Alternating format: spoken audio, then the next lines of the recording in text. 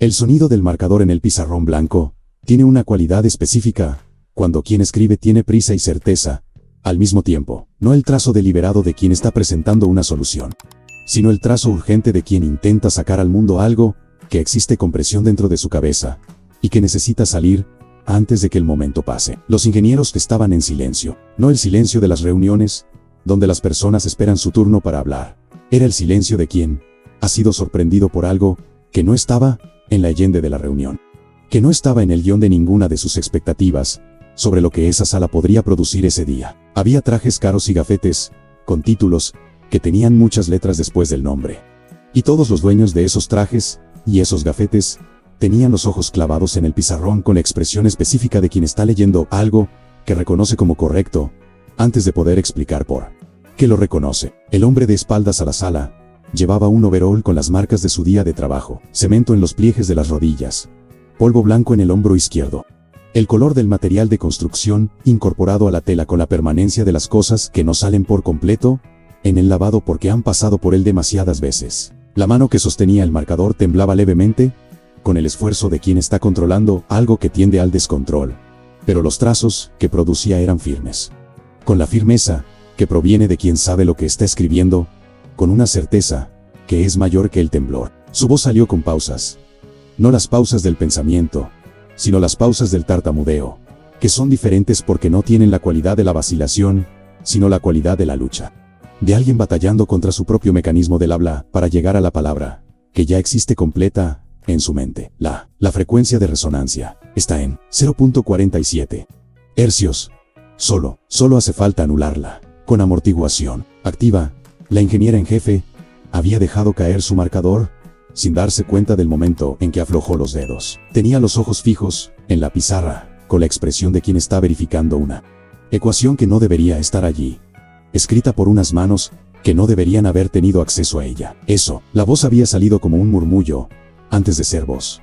Eso es imposible. Nadie aquí tenía ese dato, pero para entender qué llevó a aquel hombre, con el overol de cemento, al pizarrón blanco de esa sala, es necesario ir hasta donde comienza la historia, en la oscuridad antes del sol, en el transporte público atestado, en el silencio de quien aprendió a ser invisible porque la visibilidad siempre le costó más de lo que había podido pagar. Mateo Méndez se despertaba cuando la ciudad aún estaba en ese estado previo al amanecer, ese estado en el que la oscuridad comienza a ceder, pero aún no ha decidido rendirse por completo.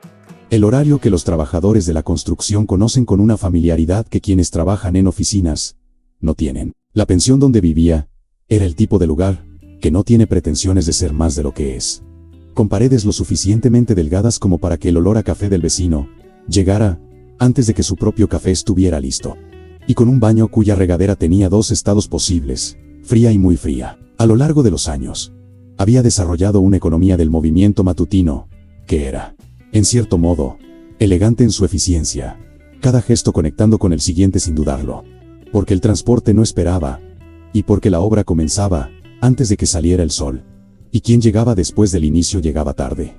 Sin excepciones y sin explicaciones válidas. La libreta estaba sobre la mesa. Siempre había una libreta en su mesa, desde que Mateo había aprendido a usar una.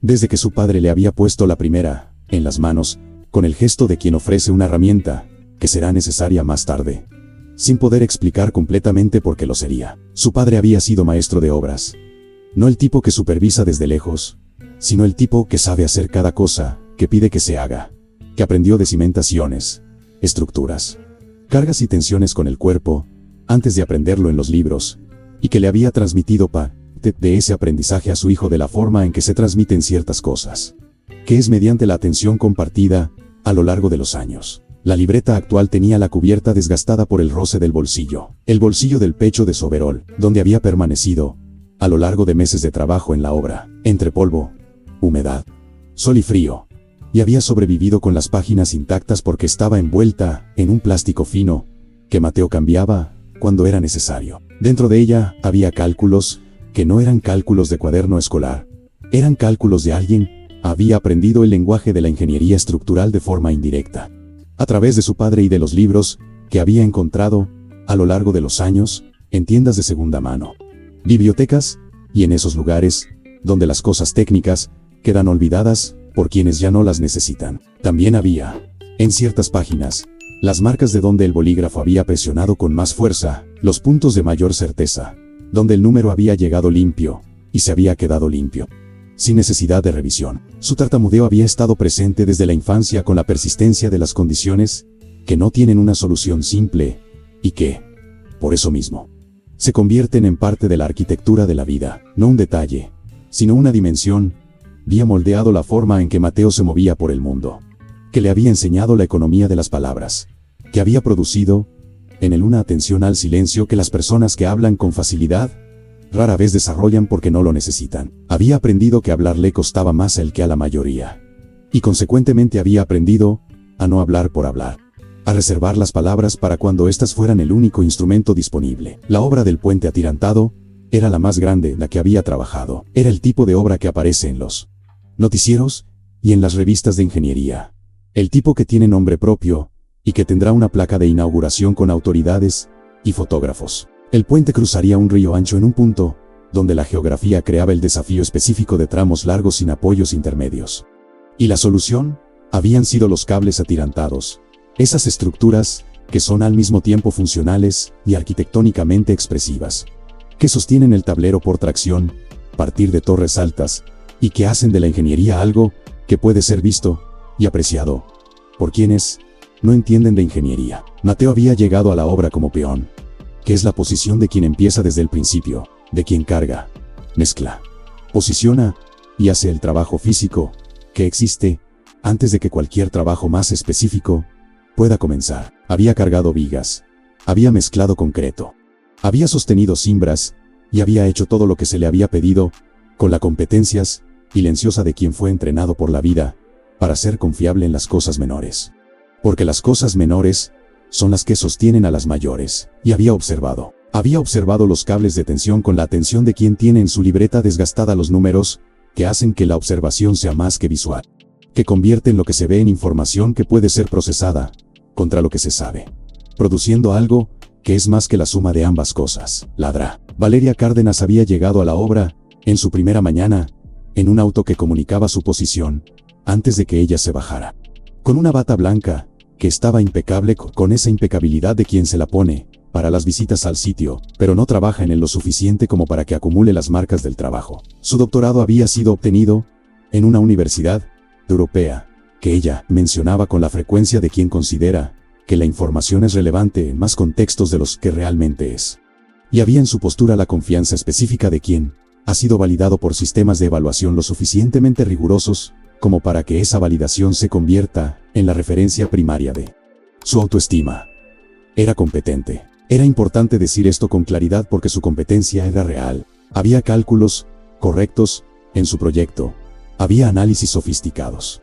Había un dominio genuino de herramientas de modelado que representaban el estado del arte en su área. El problema no era su competencia, era lo que la competencia había producido en ella más allá de sí misma, que era la suposición de que el conocimiento técnico formal era la única forma de conocimiento que tenía valor en el ambiente de la ingeniería, y que todo lo demás era ruido, que necesitaba ser gestionado o ignorado. En una reunión de la segunda semana, un maestro de obras mayor había planteado una duda sobre el comportamiento del suelo en determinado punto del pilotaje, basándose en décadas de trabajo en esa región en específico, con esa característica particular de terreno. Había dicho que había visto comportamientos similares en otra obra cercana, y que existía una peculiaridad que los cálculos del modelo estándar, a veces, no capturaban. Ladra. Valeria había escuchado, con la paciencia de quien espera el final de la frase, para poder formular la respuesta que ya tiene lista. Había dicho que la ingeniería se hace con cálculos, no con suposiciones. Lo había dicho con la claridad pedagógica de quien considera que está ofreciendo una corrección útil,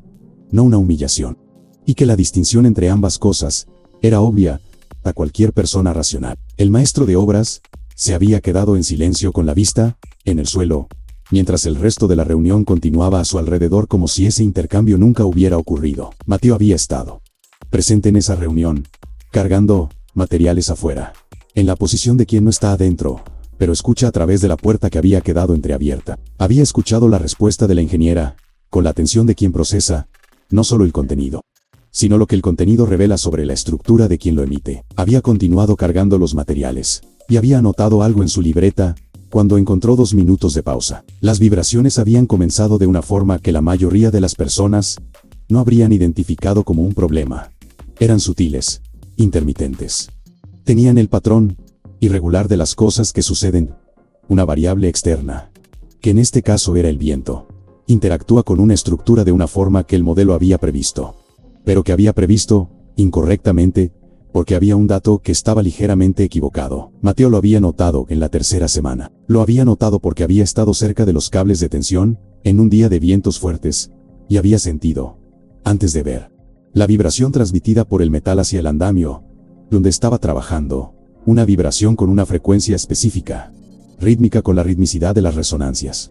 Que no es el temblor aleatorio del viento, sino el temblor ordenado de una frecuencia natural, siendo excitada por una frecuencia externa, que estaba demasiado cerca como para ignorarla. Se había quedado quieto por un momento con la mano en el cable. Había cerrado los ojos. Había contado. Esa noche, había abierto su libreta, en el cuarto de la pensión con el ruido de la regadera del vecino como fondo. Y había comenzado a trabajar con los números que su padre le había enseñado a manejar, y con las ecuaciones que había aprendido en los libros que acumuló a lo largo de los años. Las páginas marcadas en las partes que habían respondido a preguntas que la obra le había planteado, antes de que cualquier libro fuera abierto. Había llegado a un número, 0.47 hercios. Era la frecuencia de resonancia de los cables en ese tramo específico, con esas tensiones específicas, en esas condiciones específicas de temperatura y presión. Era un número que no estaba en el proyecto oficial porque el proyecto oficial había utilizado un modelo que asumía condiciones de viento ligeramente distintas. Y la diferencia entre lo asumido y lo real había producido una discrepancia que era pequeña en términos absolutos pero enorme en términos de consecuencias. Porque la resonancia no se comporta de manera lineal. Al día siguiente, había intentado hablar con el capataz. Llevaba la libreta en la mano, abierta en la página de los cálculos, y había esperado el momento en que el capataz se detuviera lo suficientemente cerca como para abordarlo. Y le había dicho, con el esfuerzo de quien lucha contra el mecanismo de su propia habla, para llegar a la palabra que necesita pronunciar, que el viento estaba golpeando los cables, siempre en la misma frecuencia, que era como un columpio que alguien estuviera empujando con el ritmo exacto, para que llegara cada vez más alto. El capataz le había dicho lo que le había dicho. Mateo se había quedado de pie con la libreta en la mano, mirando la espalda del capataz que se alejaba. Y luego había mirado los cables, que se balanceaban a lo lejos, con el viento de la tarde. Y había devuelto la libreta a su bolsillo del pecho, con el cuidado de quien guarda algo que todavía va a ser necesario. El viento ese día había sido el más fuerte de la semana. Las vibraciones habían empeorado a la semana siguiente con la progresión de las cosas que empeoran cuando la causa no es tratada. No dramáticamente. No con la urgencia que habría forzado una acción inmediata, sino con la consistencia silenciosa de un proceso físico que no tiene opinión sobre si es conveniente o no continuar. Ladra. Valeria había convocado al equipo técnico en una sala de juntas con aire acondicionado y proyector, y la arquitectura de cualquier sala donde se toman decisiones importantes por personas que creen que están tomando las decisiones correctas. Había 6 ingenieros con posgrado alrededor de la mesa, cada uno con una laptop abierta y el conjunto de softwares de simulación estructural que representaban el estado del arte del análisis computacional de estructuras complejas. Habían corrido los modelos. Los modelos eran sofisticados, con la sofisticación de las herramientas que procesan enormes cantidades de ver y EBL simultáneamente, y que producen resultados con 4 decimales de precisión. Precisión que es real dentro del modelo, y que depende, como toda precisión, de la calidad de los datos que ingresan. Había un punto específico, donde los resultados no convergían con el comportamiento que se estaba observando en los cables. Una discrepancia entre lo previsto y lo real que los modelos identificaban pero que no lograban explicar con los datos que tenían disponibles. Uno de los técnicos más jóvenes había planteado una hipótesis. Había dicho, con la cautela de quien sabe que está en una sala donde la jerarquía es real y visible, que podría ser útil examinar la frecuencia natural de la estructura en los cables específicos de ese tramo. Que existía una posibilidad de interacción entre la frecuencia de excitación del viento y la frecuencia natural de los cables, que los modelos estándar a veces subestimaban cuando las condiciones de contorno eran particulares. Era una sugerencia técnica razonable. Era, de hecho, la sugerencia correcta. Ladra. Valeria había escuchado con la expresión de quien está evaluando la calidad de una aportación antes de decidir qué hacer con ella. Y había dicho que el problema era la falta de datos de campo suficientemente granulares para alimentar los modelos con la precisión adecuada. Y que la solución era refinar la recopilación de datos y correr los modelos nuevamente con parámetros ajustados. Era la respuesta de quien confía en el instrumento y atribuye los resultados insatisfactorios a la calidad del insumo, no a la limitación de la herramienta. El técnico había cerrado su laptop con la discreción de quien da por concluido un intento. Mateo estaba afuera de la sala con la bandeja de café. Había llegado en el momento en que la puerta había quedado entreabierta por alguien que entró al último y que no la había empujado por completo hasta cerrarla. Y se había quedado parado afuera por un momento antes de entrar porque había escuchado el nombre del fenómeno que había estado calculando en su libreta. Había escuchado al técnico decir frecuencia natural con la claridad específica de las dos palabras que él había escrito en la parte superior de su página de cálculo semanas antes. Había entrado, había servido el café con los movimientos discretos de quien ocupa el espacio, sin que el espacio lo note. Y había recogido las tazas vacías con la misma discreción. Y había sacado la libreta de su bolsillo del pecho, por un instante, de espaldas a la sala. Y había anotado el número que había escuchado en el modelo de ellos. El número que estaba mal. Que era diferente al número al que él había llegado, por sus propios cálculos, con una diferencia que no era grande en términos absolutos, pero que era enorme en términos de consecuencias porque estaba del lado equivocado del umbral de resonancia. Había guardado la libreta y salido con la bandeja. El consultor europeo había llegado una semana después, en un vuelo directo que había costado lo suficiente como para comprar el equipo de seguridad de 3 obras.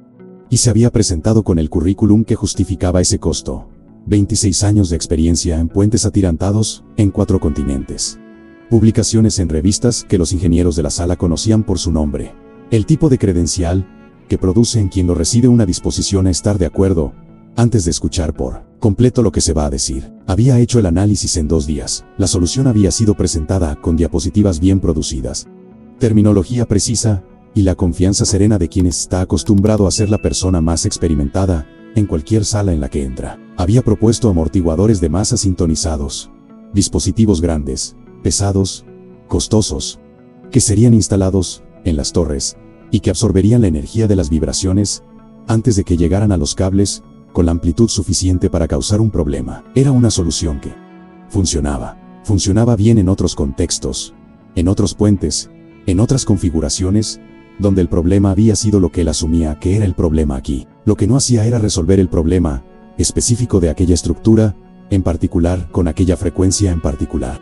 Porque la solución había sido formulada con base en los datos del modelo que estaba equivocado. Y los amortiguadores dimensionados para la frecuencia equivocada eran amortiguadores que trabajarían en el rango equivocado. Pero había algo más importante que la viabilidad técnica de la solución en ese momento, que era el hecho de que había una solución. Que había un especialista de renombre diciendo que había una solución. Y que Valeria necesitaba una solución para presentarla a los inversionistas que estaban esperando una solución. Ella había aceptado con la rapidez de quien siente el alivio de tener el problema resuelto, antes de estar completamente segura de que el problema está resuelto. Y lo había comunicado hacia arriba, en la cadena de mando, con la eficiencia de quien me llega la noticia que se estaba esperando. Había una solución, costaría más y tomaría más tiempo. Pero había una solución y la obra continuaría. Las cifras del costo adicional y del retraso adicional habían llegado a los inversionistas con el envoltorio cuidadoso que reciben las malas noticias cuando quien las entrega tiene interés en que sean bien recibidas. Los inversionistas se habían mostrado insatisfechos con el costo y el plazo, pero habían aceptado porque la alternativa que se les había presentado era la paralización de la obra.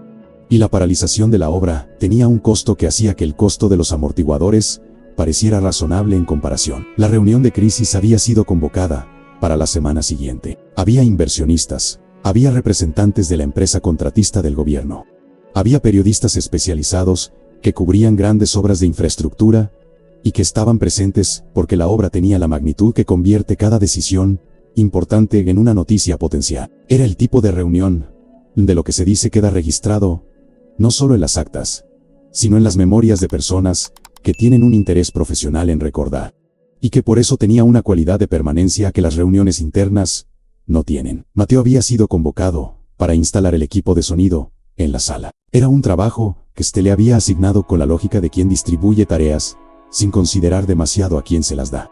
Y había llegado una hora antes del inicio con las cajas de equipo y los cables y la instrucción de dejar todo listo y salir antes de que la reunión comenzara. Había montado los micrófonos y los altavoces con la competencia acumulada de quien hace este tipo de trabajo de vez en cuando, y que aprendió, hace mucho, que cada tipo de trabajo tiene su propia técnica. Estaba terminando el último cable cuando miró hacia el pizarrón blanco, donde alguien había escrito los datos principales de la situación, los números del modelo, las especificaciones de los amortiguadores propuestos, la frecuencia que el modelo había identificado como problemática. Se había quedado paralizado. El número en el pizarrón era diferente al número en su libreta. No por mucho.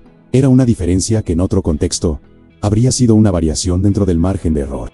El tipo de diferencia que los modelos absorben y que los análisis de sensibilidad manejan. Pero no en este contexto. En este contexto, con esta estructura, con este tramo en particular, y estos cables en particular, y este patrón de viento en particular.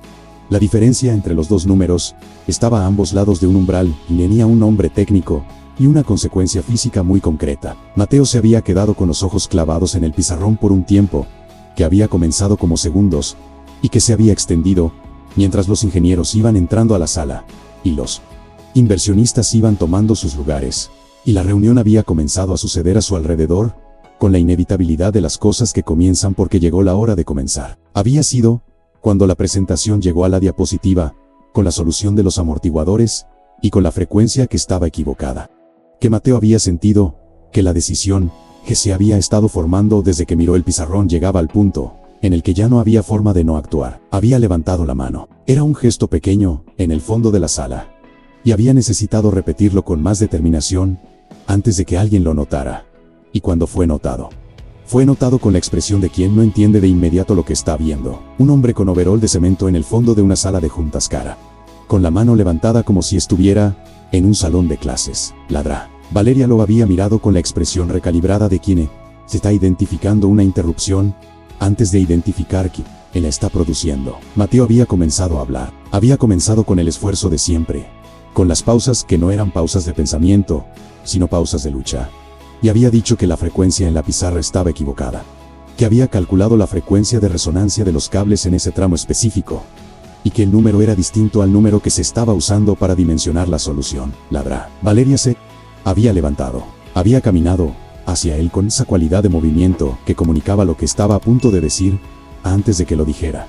No el movimiento de quien va a escuchar más, sino el movimiento de quien va a ponerle fin al asunto. Y había dicho las palabras en voz lo suficientemente alta como para ser escuchada por todos los que estaban en la sala, con la sonrisa, que es la forma más cruel de la burla porque finge ligereza mientras apuñala. Usted me está dando una clase de ingeniería estructural. Una pausa, que había dejado que el absurdo de la frase se asentara antes de continuar. El peón que apenas puede formular una oración. El silencio de la sala había sido del tipo que ocurre cuando todos están demasiado presentes como para que haya dudas sobre lo que se está presenciando, y que nadie sabe a ciencia cierta qué hacer con lo que está presenciando. Ella había señalado la puerta. La reunión es para especialistas. Puede retirarse. Su voz había descendido hasta esa temperatura fría, que es peor que el calor, porque el calor pasa y el frío permanece, y llega no vuelva más a esta sala. Vaya a hacer lo que sabe, cargar ladrillos.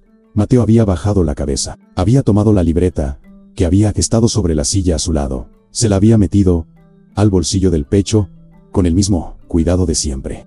Y había caminado hacia la puerta, bajo el silencio de la mayoría y las risas ahogadas de algunos, que son siempre peores que las risas abiertas porque le exigen a la persona afectada saber que la risa está ocurriendo, pero que no es considerada de ser expresada por completo. La puerta se había cerrado detrás de él. Afuera, el pasillo estaba vacío, con el vacío de los pasillos, durante las reuniones importantes.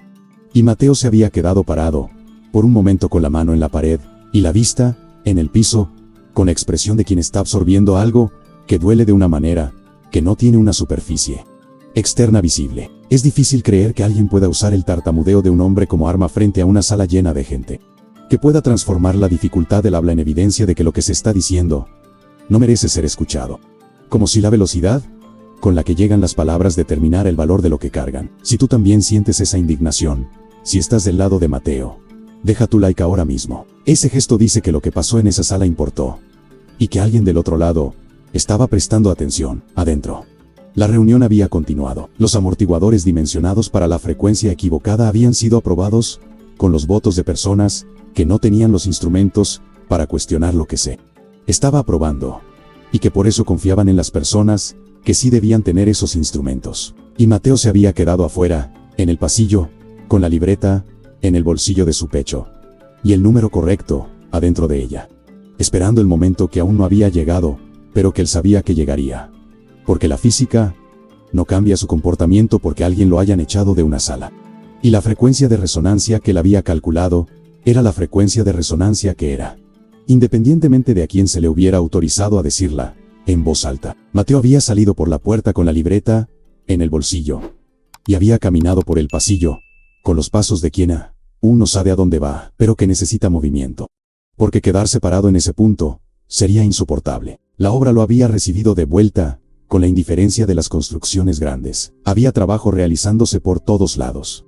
Había máquinas y voces, y el ruido constante de la construcción que no se detiene, porque dos personas tuvieron una conversación difícil en una sala a puerta cerrada. Había caminado entre los andamios y las columnas de concreto con los hombros, cargando el peso específico de la humillación pública, que es distinta de la humillación privada porque tiene testigos.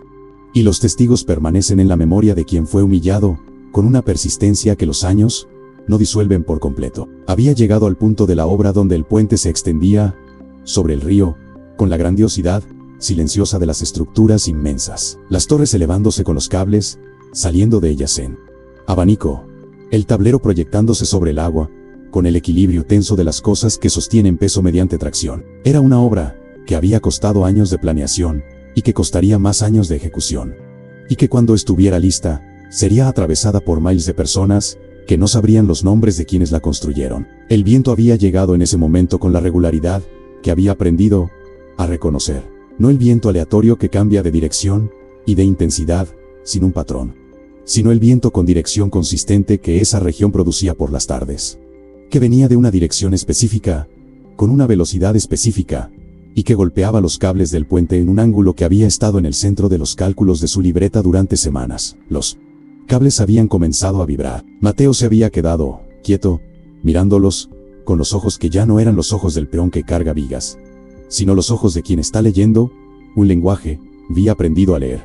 Y la lectura que hacía en ese momento le decía que el fenómeno se estaba intensificando con la progresión de quien está cada vez más cerca del punto crítico, donde la amplitud no aumenta linealmente sino exponencialmente, donde cada ciclo alimenta al siguiente con una energía que el sistema ya no logra disipar por sí. La voz de su padre le había llegado con la claridad específica de los recuerdos que no llegan como imágenes sino como sensaciones. No había un rostro visible en el recuerdo. Estaba la presencia. Estaba la voz. Estaba la cualidad específica de la atención su padre le había dedicado en ciertas noches, cuando ponía sus manos sobre el material y decía las cosas que había que decir con la sencillez de quien no intenta enseñar, sino que simplemente piensa en voz alta, en presencia de alguien que el puente no escucha a quien tiene un título, escucha a quien lo entiende. Había algo en esa frase que había estado guardada desde la infancia, que llegó en ese momento con una precisión. La humillación de la sala de juntas había, paradójicamente, aclarado aún más. Como si la frase hubiera necesitado de ese momento en específico, para revelar por completo el peso que siempre había cargado. Sus hombros habían cambiado, no dramáticamente, no con el gesto visible de quien toma una decisión cinematográfica. Había sido un cambio pequeño, interno. El cambio que ocurre cuando la humillación se encuentra con la determinación, y la determinación es mayor, no porque sea más ruidosa, sino porque está basada en algo que la humillación no puede tocar, que es el conocimiento que existe independientemente de si alguien lo reconoce o no. Mateo se había metido la mano al bolsillo del overol. El marcador, para pizarrón blanco, estaba ahí. Había estado ahí durante semanas. Desde que adquirió la costumbre de llevar uno consigo, para hacer anotaciones rápidas que a veces trazaba en las superficies de la obra, cuando su libreta no estaba al alcance inmediato. Era un marcador azul con la tapa gastada de tanto abrirse y cerrarse. Y tenía tinta suficiente para escribir lo que necesitaba ser escrito. Había mirado hacia la entrada de servicio del bloque administrativo. Era la entrada trasera, usada para la entrega de materiales y para el acceso de los equipos de mantenimiento. Y quedaba un pasillo que llevaba a las salas de reuniones por una ruta que no pasaba por la recepción ni por la seguridad principal. Era el camino que había aprendido en sus semanas de trabajo en el área administrativa. En ese tipo de aprendizaje topográfico que ocurre cuando las personas invisibles aprenden los movimientos de los espacios porque necesitan transitar esos espacios sin generar fricción. Había entrado El pasillo estaba vacío, con el vacío de los pasillos que conducen a salas donde algo importante está ocurriendo. Todo el mundo estaba adentro o afuera de la puerta principal. Y el área trasera había sido dejada sin atención, con la lógica de quien no considera que alguien vendría por ese camino, porque a quien vendría por ese camino ya lo habían echado. Mateo había llegado a la puerta trasera de la sala de reuniones. Adentro, la voz de ladra. Valeria estaba en medio de una explicación sobre los amortiguadores de masa.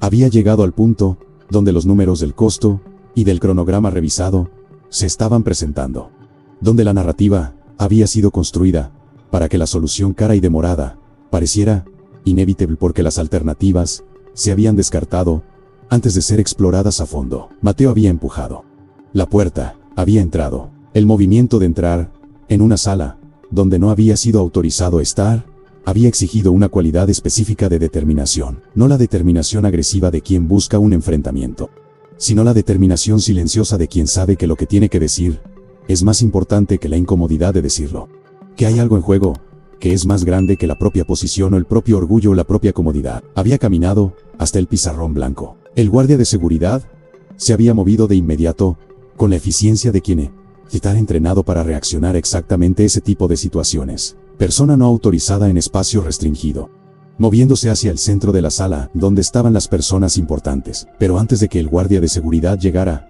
hasta Mateo, una voz había dicho algo desde un lado de la sala. Era un ingeniero de mayor edad, un hombre de cabello canoso, que había estado sentado al final de la mesa, con la expresión de quien está presente en una reunión, pero que se había ido volviendo progresivamente más callado a medida que la reunión había avanzado en direcciones que claramente no lo satisfacían del todo. Había levantado la mano con un gesto sencillo, del tipo que tiene autoridad, no por el cargo, sino por la cualidad de quien lo hace. Espera, le había dicho eso al guardia, con la brevedad de quien no está pidiendo sino indicando. Déjalo terminar.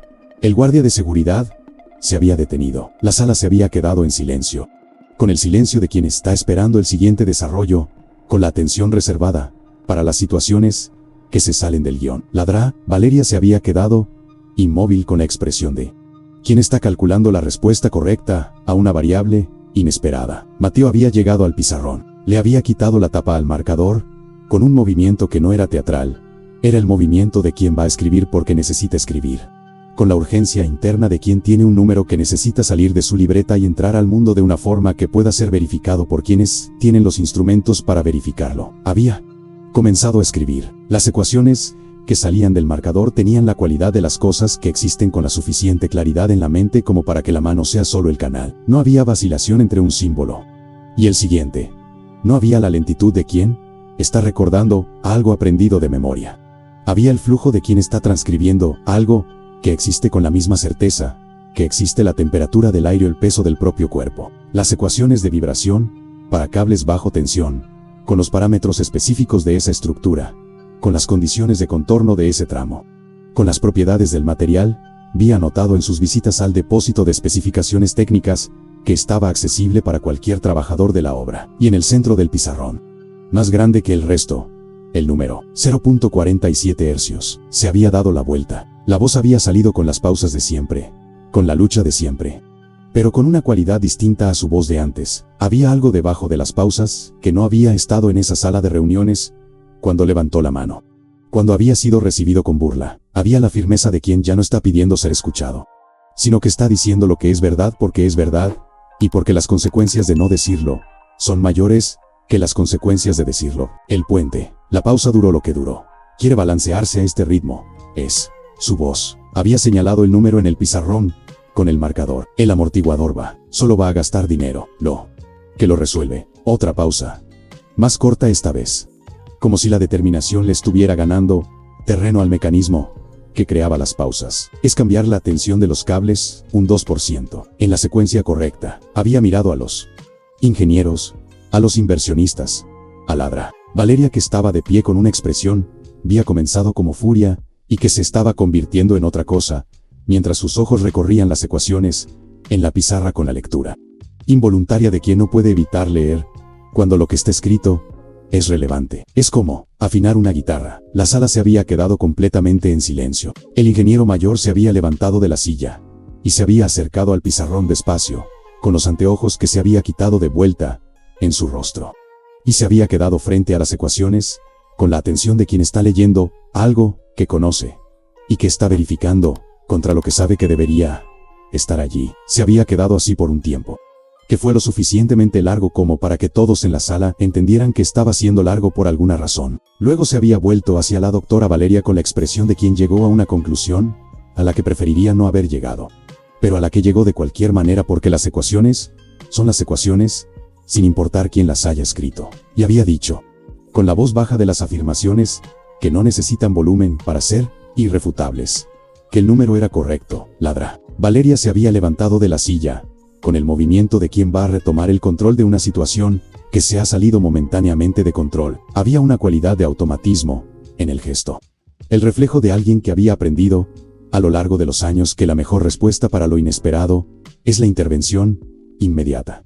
La afirmación de autoridad, antes de que el espacio de la duda se expanda más allá del punto en el que pueda ser manejado. Había comenzado a hablar con la risa nerviosa, que es la versión defensiva de la risa burlona, más pequeña, más inestable, con la textura de algo que se está produciendo con esfuerzo, porque el esfuerzo de producirla es menor que el costo de no producir ninguna respuesta. Esto es un absurdo. Estos cálculos son. Había dado un paso hacia el pizarrón con su marcador en la mano, lista para rayar, para sobreponer, para sustituir lo que estaba escrito por lo que debería estar escrito de acuerdo con lo que había pasado años, aprendiendo que debería estar escrito. Y se había detenido. Sus ojos habían llegado a la fórmula central, no la fórmula de vibración básica que cualquier ingeniero con 2 años de formación reconocería, sino el desarrollo específico que Mateo había construido a partir de ella. El desarrollo que incorporaba una variable de interacción que la mayoría de los modelos estándar no incluían porque su inclusión exigía un enfoque, había sido desarrollado por una persona en específico en un artículo en específico que había circulado en los ambientes académicos, por un tiempo antes de ser olvidado, con el olvido que este continente le reserva a ciertas producciones intelectuales que no llegan con el aval de las instituciones correctas. Ella había visto esa fórmula antes, una vez, en un artículo que había encontrado durante el doctorado, en una búsqueda de referencias para un capítulo específico de su tesis, y que había leído con la atención parcial de quien está leyendo para encontrar una referencia, y no para entender por completo, y que había dejado de lado, porque el autor no había sido publicado en las revistas que ella consideraba relevantes. Y el artículo no había sido escrito en el inglés que la Academia Internacional utiliza como lengua franca.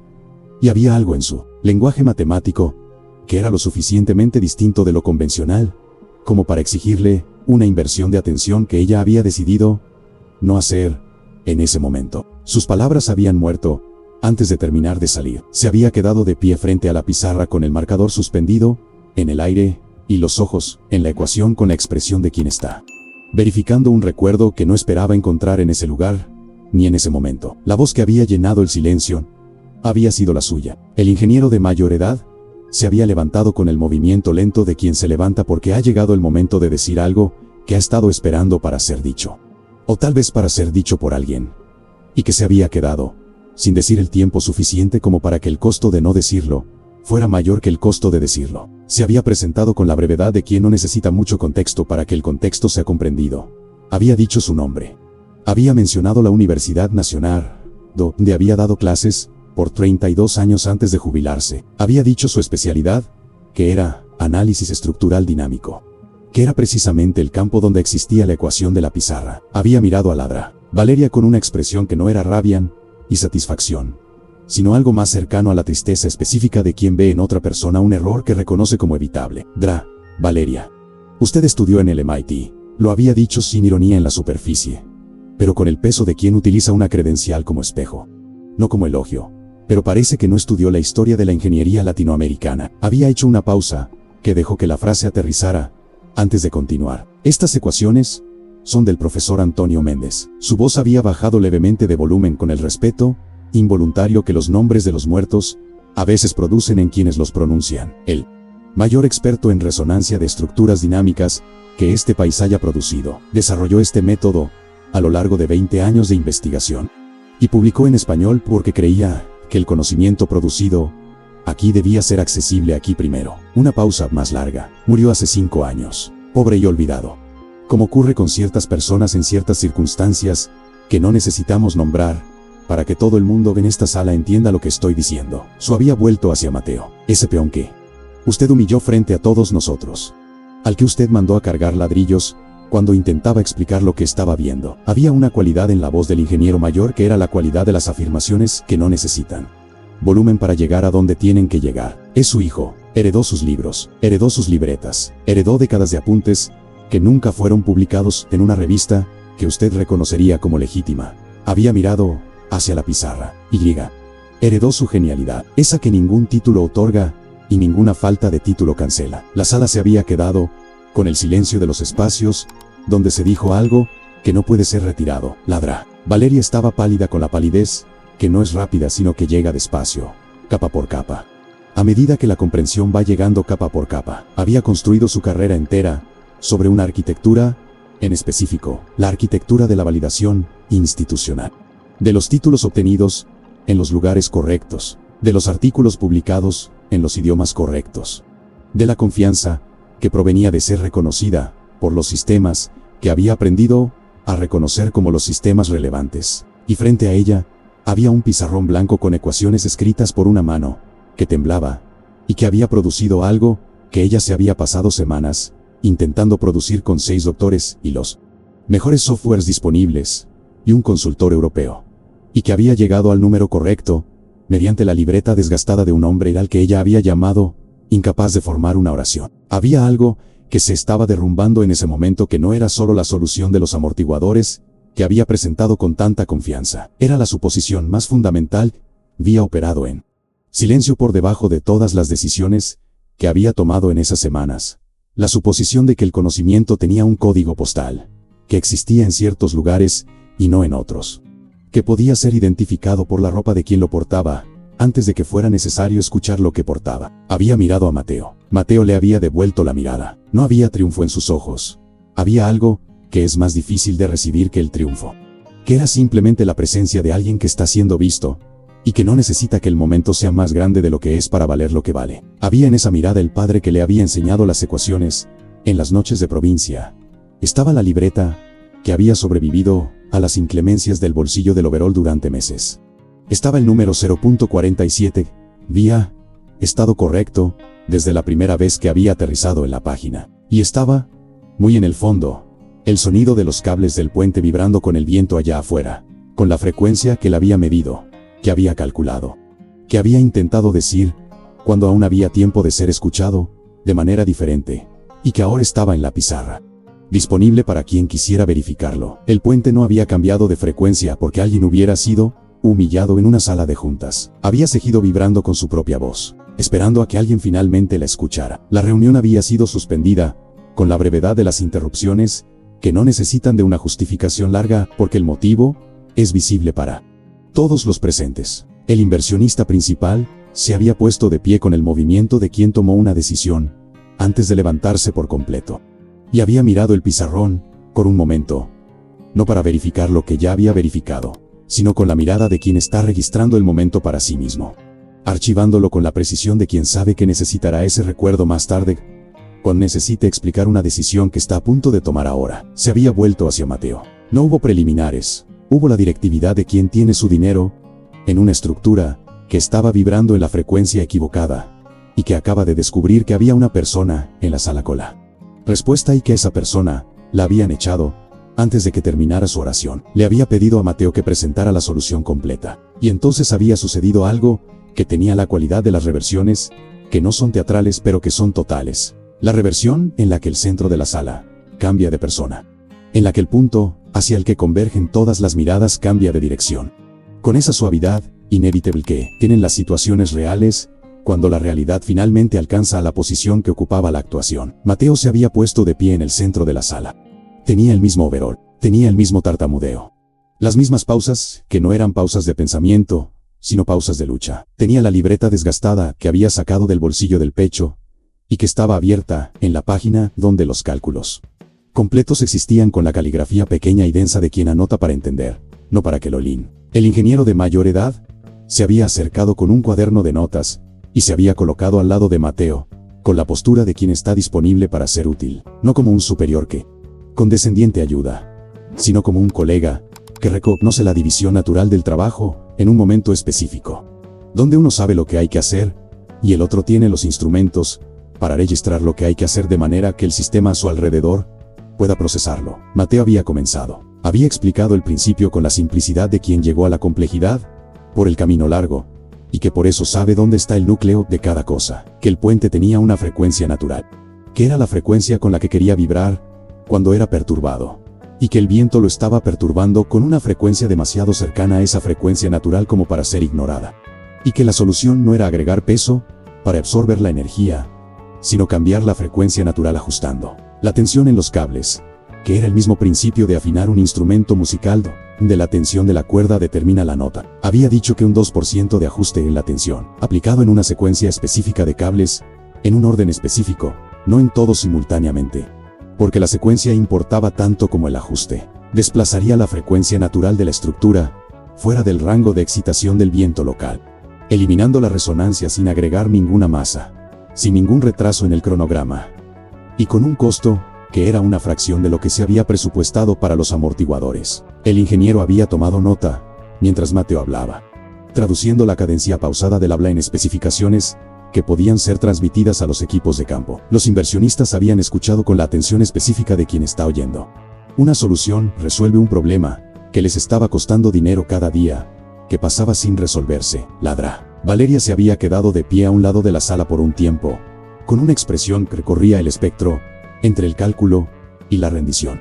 Y había intentado acercarse al grupo central con un movimiento que había comenzado como el movimiento de quien va a colaborar, su voz ya formulando el tipo de aportación que posiciona a quien la hace como parte de la solución en lugar de parte del problema. El inversionista principal se había vuelto hacia ella antes de que llegara al centro. Había dicho lo que tenía que decir con economía de las personas que administran suficientes recursos como para saber que el tiempo gastado en eufemismos es tiempo restado a las cosas que tienen valor. Usted ya no es necesaria aquí. Una pausa de un segundo, que había dejado que la afirmación existiera por sí misma, antes que el resto. El señor Mateo será el nuevo consultor en jefe del proyecto. La había mirado con la neutralidad profesional que es más definitiva que el enojo.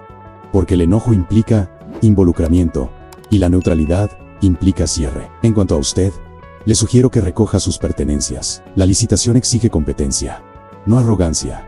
No son la misma cosa. La sala se había quedado con el silencio de los espacios, donde se dijo algo en público, que ya no tiene forma de ser no escuchado. Ladra. Valeria había salido de la obra, con una caja de cartón, había sido provista con eficiencia impersonal de los procesos administrativos, que existen para situaciones como esa.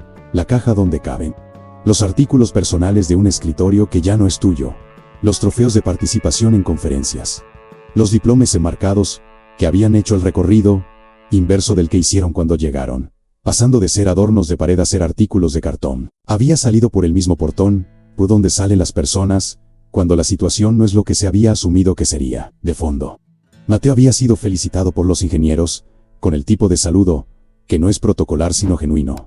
El saludo de quien reconoce que estaba ante algo, que no había reconocido de inmediato, y que lo está reconociendo ahora con la franqueza de quien prefiere el reconocimiento tardío a la ausencia de reconocimiento. Ahora te pregunto a ti, y quiero que lo pienses con honestidad antes de responder. Si tú fueras el inversionista en esa sala, ¿habrías hecho lo que él hizo?